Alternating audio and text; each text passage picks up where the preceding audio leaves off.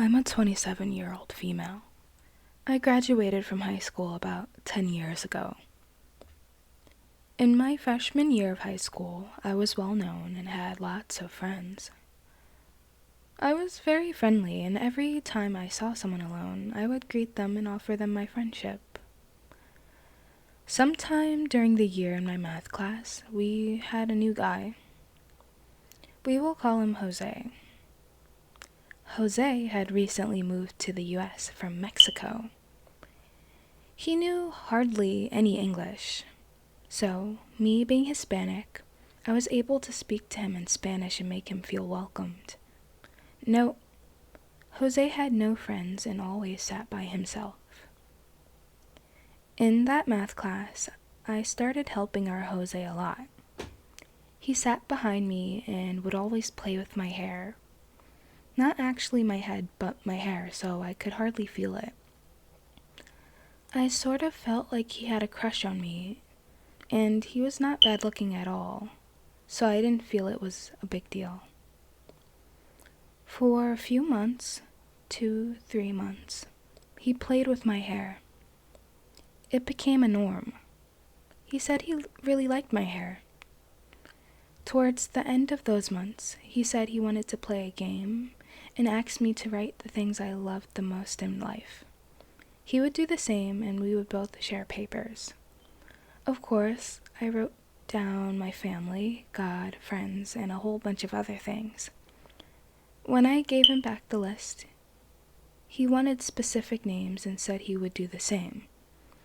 I ended up writing my friends' and family's names. One day, we were just hanging out in class and Jose said, "Can I show you something? But you can't tell anyone or else you're going to have to pay for it." I was so confused. I thought maybe he would ask me out. Jose pulled out a Ziploc bag, and I couldn't really tell what was in the bag. It wasn't until he placed it on the table and I noticed it was a Ziploc bag full of hair. "My hair," he said. Jose pulled up his sleeve and showed his arm. He had about 10 healed knife scars, lines made with the blade of the knife, that went down his arm. There was a fresh knife wound, and he grabbed on my hairs and placed it on top of the freshly opened wound from the night before and said, "You are mine now. I know who you love, what you love. If you don't do as I say, you will pay for everything. These are all the scars, and these are the souls that I owe. Anything and everything that happens from now on, think of me." My heart sank. He started smirking. I ran out of the class and crying and ran to the office. Everyone was so confused. I asked to speak to my guidance counselor immediately. I explained what had happened. Jose was pulled out of class, taken to the principal's office, and was expelled that day. I feared for my life. They found all those notes of other people in his backpack, and mine was there. They saw the scars and found my hair. I never heard of Jose again. I've had some pretty fucked up shit happen in my life after that. I've always thought of Jose. I've never talked about this. I haven't talked about this in years. I'm afraid that if I mention this, he will hear me and more bad is to follow. After I got so close with God, closer than ever. Until this day, I don't know if Jose was just messing with me, but I will tell you that after that encounter, I am no longer the super friendly and open-hearted person as I was.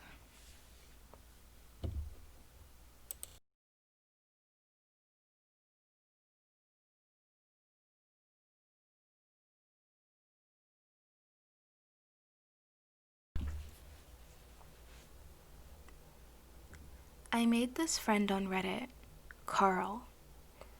I suppose it's risky posting this because Carl could still be on here, but I actually don't care. This is a new account anyways. I met Carl because we frequented the same subreddits and always bumped into each other in threads. I used to be an active Redditor, now I'm just a lurker. Carl private messaged me drunk one night saying he needed a friend but had no one to talk to, that he needed to vent about some shit in his life. I obliged. We became friends. Then we became pen pals. We'd just email every day or message on Discord. We talk about all kinds of stuff. We vented a lot about our lives and personal situations. And as far as I knew, Carl was a couple years older than me, originally from Russia, but living in Colorado, had a child and a girlfriend.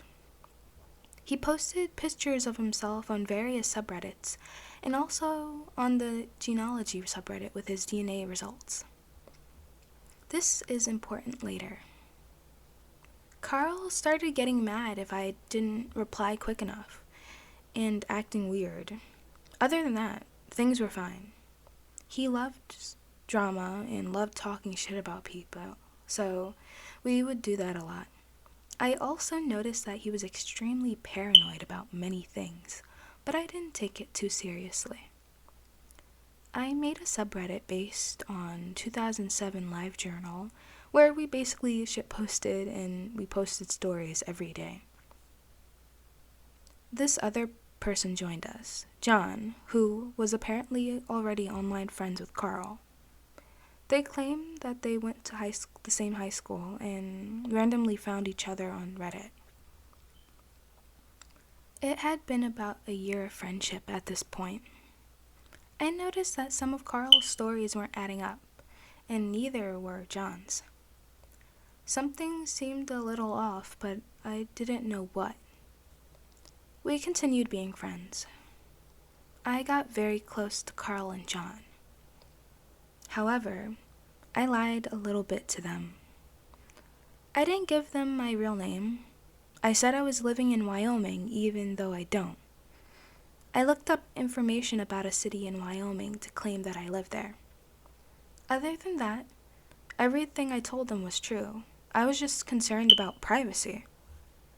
For some reason, I didn't want them to know exact names and details. Carl was creepy sometimes because he would look at Removed It or other websites to see shit I posted then delete it and ask me why I deleted it. I got increasingly suspicious. I sent a link to a Facebook meme to Carl and John. However, you could only see the meme if you joined the private group. John ended up joining the group and I found his real Facebook. I found out John lived in New Hampshire, not Colorado. I messaged him and asked him if he really went to school with Carl. He claimed he did. I asked him not to tell Carl, but apparently he told Carl I did this. I forget exactly how this went down, but I sent a picture of an art piece I did to Carl. In the background was my cat, with her tag visible. Carl blew up the photo and zoomed in, saw my mother's phone number on the tag, used Spico to find her, then her Facebook, then found me. This is the part of why I deleted Facebook. Carl then confronted me saying he knows I don't live in Wyoming, he knows my name, and my address from looking up my mom in Spico. He asked me why I lied and tried to guilt trip me for lying to him. He said he tracked me down as revenge for trying to track John down, but later claimed the revenge thing was a joke. I was so creeped out, but I continued being friends with him. I tried asking if he wanted to Skype or talk on the phone, since it had been so long and we never tried that. He made up excuses as to why he couldn't do that. One night, he eventually broke down and said, "I need to tell you something." It took days of prying to get him to actually tell me. He finally told me that his name is not Carl. He's not from Colorado. That he has a kid, but she's older than 3 like he said before. That the photos were not him. That most details about his life are fake. Most importantly, that he's not even Russian. So the DNA test posts were fabricated. I'm not even sure whose those were in that case. And John? He didn't go to Carl's school. He and Carl met on Reddit, and they never knew each other in real life. For whatever reason, John lied for Carl to me. John also helped Carl blow up my photo in order to track me down. John's real name was John, and that was indeed his real Facebook I found. But Carl would not budge. He would not admit who he really was. Carl started joking that he knew everything about me, but I knew nothing about him, and that he was going to message my girlfriend or mother and tell them lies about me. Immature jokes, not serious blackmail. I eventually ghosted him, and as far as I know, he never messaged my family or girlfriend. He never shipped anything to my house. We just never spoke again. Creepy encounter because I just think it's creepy that some stranger out there knows all about me, but I know nothing about them. I'll never know about who Carl really was. His original Reddit account has been active for a year.